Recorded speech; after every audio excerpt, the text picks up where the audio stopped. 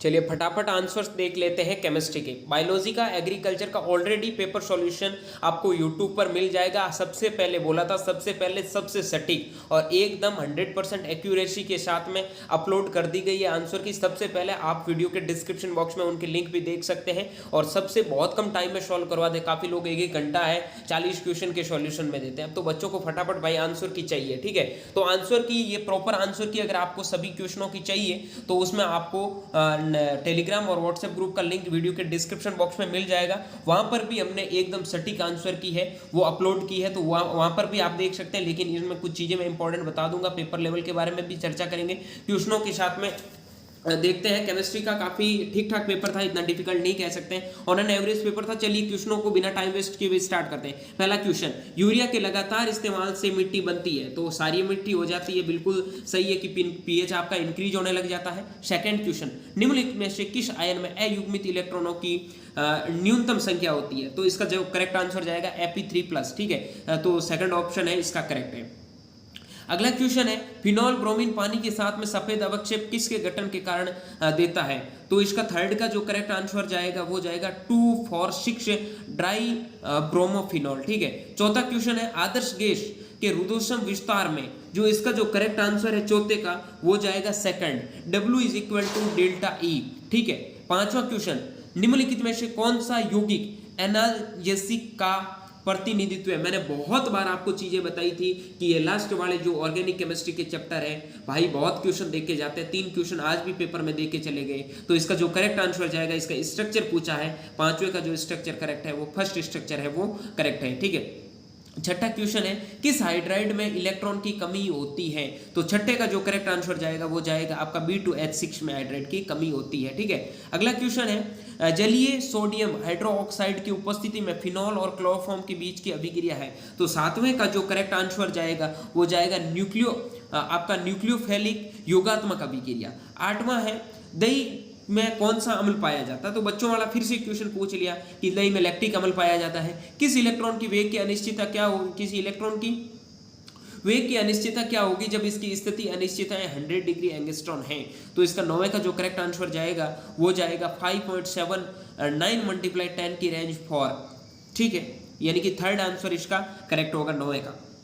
10वां question है, दूध का सफेद रंग है वो केसिन के कारण होता है, ठीक है, और पीला रंग है वो कैरोटीन के कारण होता है। कैल्शियम और फास्फोरस होते हैं दूध में पाए जाते हैं। 11वां क्वेश्चन, निम्नलिखित में से कौन सा कथन सही नहीं है? तो 11वें का जो एकदम जो करेक्ट आंसर है वो जाएगा आपका थर्ड, एक सहज प्रक्रिया प्रकृति के प्रतिवर्ती होती है। अगला क्वेश्चन है 12वां, नाइट्रोजन आयन की एंथैल्पी ऑक्सीजन से अधिक होती है क्योंकि? 12वें का जो करेक्ट आंसर जाएगा वो जाएगा फर्स्ट, ठीक है। आधे भरे हुए कक्ष में मतलब आपकी अतिरिक्त स्थिरता। 13वां क्वेश्चन है, यदि हाइड्रोजन परमाणु की आयनीकरण ऊर्जा 13.6 इलेक्ट्रॉन वोल्ट है तो इसे निम्नतम अवस्था में अगली उच्च अवस्था को उत्तेजित करने की आवश्यकता ऊर्जा लगभग होगी। तो जो 13वें का जो करेक्ट आंसर जाएगा वो जाएगा 13वां क्वेश्चन है, इसका जो आपका करेक्ट आंसर जाएगा वो जाएगा 3.4 इलेक्ट्रॉन वोल्ट, ठीक है। 13वें का जो आपका करेक्ट आंसर है वो फर्स्ट है। 14वां क्वेश्चन है, दो विकिरणों में E1 तरंग दैर्ध्य 800 नैनोमीटर और E2 तरंग दैर्ध्य 400 नैनोमीटर की तुलना करनी है। तो 14वें का जो करेक्ट आंसर जाएगा वो जाएगा E2 = 2E1, ठीक है। 15वां क्वेश्चन है, DAP का रासायनिक सूत्र क्या है? तो NH4 के होल्टवाइज HPO4। 15वें का जो करेक्ट आंसर है वो है थर्ड। 16वां क्वेश्चन है, निम्नलिखित में से ब्रोमाइड पर विचार करिए। तो 16वें का जो करेक्ट आंसर है वो है सेकंड। सबसे पहले आपका B आएगा, उसके बाद C आएगा, उसके बाद A आएगा, ठीक है। 17वां क्वेश्चन है, प्राकृतिक खाद्य रंग कौन सा है? देखो प्राकृतिक खाद्य रंग पूछ रहा है तो सबको पता है कैरोटीन है वो प्राकृतिक खाद्य रंग है, बाकी सारे आपके प्राकृतिक नहीं है, ठीक है, आर्टिफिशियल है, नॉट नेचुरल।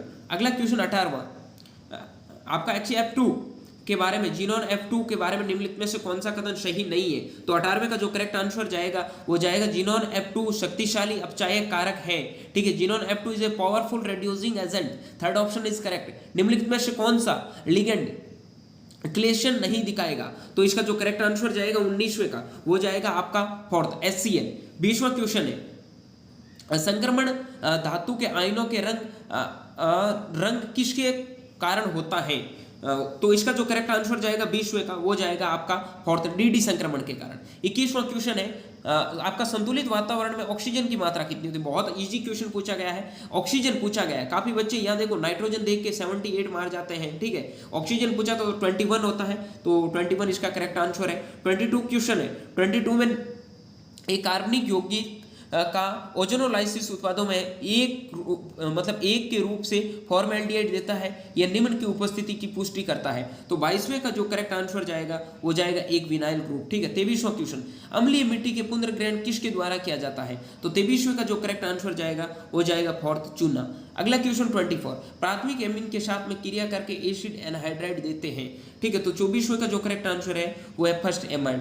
25वां क्वेश्चन है, कौन सा नाइट्रोजन चक्र का हिस्सा नहीं है। तो 25वें का जो करेक्ट आंसर जाएगा कि आपका जो CO2 रिड्यूस होता है वो, ठीक है। अगला क्वेश्चन है, एमाइड बॉन्ड वाला जैविक उर्वरक। देखो बहुत बार आपने पढ़ा होगा कि ऑर्गेनिक फर्टिलाइजर पूछा है और एमाइड ग्रुप का, तो यूरिया आपका एक ऑर्गेनिक फर्टिलाइजर है, तो इसका करेक्ट आंसर जाएगा यूरिया। 26वें का फर्स्ट ऑप्शन है, करेक्ट है। 27वां है, एल्डिहाइड और कीटोन सममेलित जस्ता व सांद्र हाइड्रोलाइसिस अम्ल के साथ अभिक्रिया के उपरांत हाइड्रोकार्बन बनाते हैं। यह प्रतिक्रिया किस के रूप में जानी जाती है। तो इसका जो करेक्ट आंसर होगा 27वें का वो जाएगा आपका सेकंड, ठीक है। वो आपका कैलिमेंशन अपचयन अभिक्रिया कहलाता है। 28वां क्वेश्चन है, लुईस अम्ल के रूप में बोरॉन हैलाइड्स की शक्ति का घटता क्रम है। तो 28वें का जो करेक्ट आंसर जाएगा वो जाएगा सेकंड, BbR3 BCl3 और BF3। Third second answer correct है। 29वां क्वेश्चन है, यूरोपियन यौगिकों के द्वारा दिखाया जाने वाला सामान्य ऑक्सीकरण अवस्था है। तो 29वें का जो करेक्ट आंसर जाएगा वो जाएगा सेकंड +3।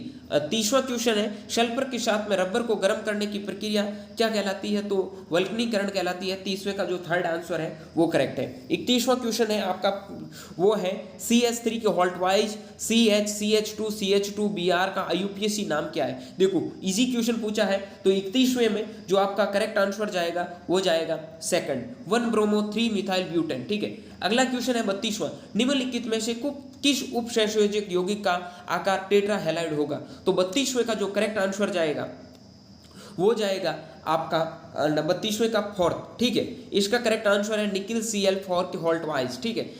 33वां क्वेश्चन है, बीएन की संरचना किसके समान होती है। तो 33वें का जो करेक्ट आंसर है वो आपका है फर्स्ट, ग्रेनाइट के समान, ग्रेफाइट के समान होती है।